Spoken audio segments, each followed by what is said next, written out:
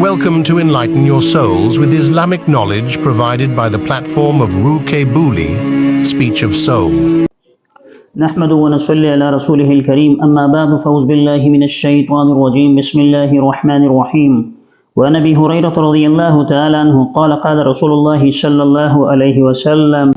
تعوذوا بالله من جهد البلاء ودرك الشقاء وسوء القضاء وشماتة الأعداء۔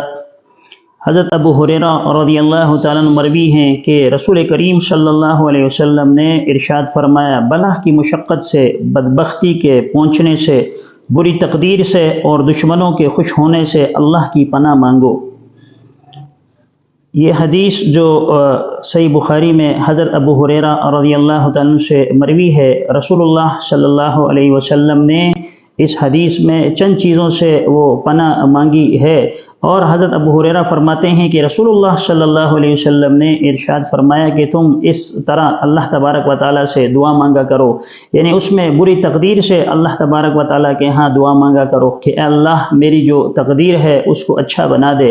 اور میرا جو نصیب ہے اس کو اچھا بنا دے۔ یعنی تقدیر کے متعلق بھی بعض چیزیں ایسی ہیں جو علماء کرام نے ذکر فرمائی ہیں جو تقدیر معلق ہوتی ہیں، یعنی کسی چیز کے ساتھ اس کا تعلق ہوا کرتا ہے، لہٰذا انسان ہر وقت یہ فکر کرے، ہر وقت یہ غور و خوض کرے کہ اگر میری جو تقدیر ہے یا میرا جو نصیب ہے اگر وہ کہیں پہ اٹکا ہوا ہے یا کسی کے ساتھ اس کا تعلق ہے تو وہ واسطہ مجھے عطا کیا جائے، یعنی جس کے ذریعے سے میری تقدیر اچھی ہو جائے۔ اسی طرح رسول اللہ صلی اللہ علیہ وسلم نے یہاں جو دوسری چیز بیان فرمائی ہے وہ یہ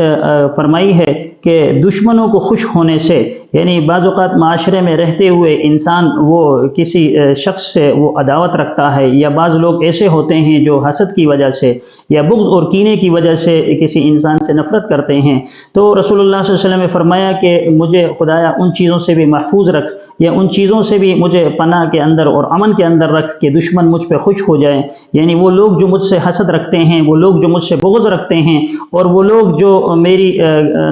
ناکامی پر یا اسی طرح میری بیماری پر یا مجھے جو آفت یا مصیبت پہنچتی ہے ان پر وہ خوش ہوتے ہیں، ان سے میری حفاظت کیجئے، ایسا نہ ہو کہ مجھے ایسی کوئی تکلیف پہنچے جس سے میرے جو دشمن ہیں وہ خوش ہو جائیں۔ تو رسول اللہ صلی اللہ علیہ وسلم نے فرمایا کہ اس سے تم پناہ مانگا کرو اللہ کی۔ اور تیسری چیز جو اس میں بیان کی گئی ہے وہ اس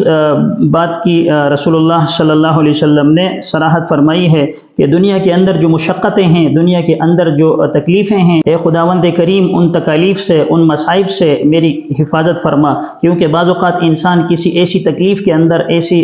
بیماری کے اندر یا ایسی اذیت کے اندر مبتلا ہو جاتا ہے جس کی وجہ سے انسان اللہ تبارک و تعالیٰ کی نافرمانی اور ناشکری کے اندر مبتلا ہو جاتا ہے۔ تو ہر اس آفت سے، ہر اس تکلیف سے اللہ کی پناہ مانگنی چاہیے کہ جس کی وجہ سے انسان کی آخرت کے اوپر اثر پڑے اور اللہ تبارک و تعالیٰ کی خدا نخواستہ ناراضگی کہیں امڑ نہ آئے۔ اللہ تبارک و تعالیٰ ہم سب کو ان چیزوں سے بچنے کی توفیق عطا فرمائے جس سے رسول اللہ صلی اللہ علیہ وسلم پناہ مانگا کرتے تھے، آمین۔ Thanks for watching.